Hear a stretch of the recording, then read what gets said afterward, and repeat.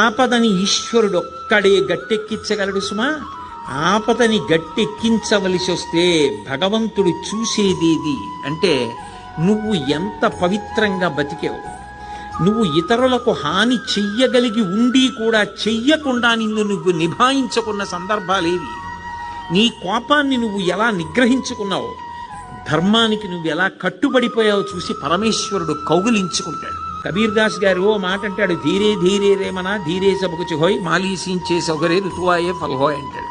ఇవాళ విత్తనాలు పెట్టి నేను బిందెలు నీళ్లు పోస్తే జామ చెట్టు వచ్చి కాయలు కాస్తుందా? ఇవాళ విత్తనం పెట్టి కొద్ది కొద్దిగా నీళ్లు పోస్తే ఒక 5 ఏళ్ల తర్వాత చెట్టే విరగ కాస్తుంది. ధర్మాన్ని నమ్ముకున్నవాడు పాడవడు. ధర్మానికి ఫలితం శాశ్వతమైన ఫలితం కాలంలో కనపడుతుంది. ఆనాడు ధర్మం పట్టుకున్నవాడు ఎంత గొప్పవాడో మిగిలిన వాళ్ళకి కూడా ఆదర్శం అవుతాడు.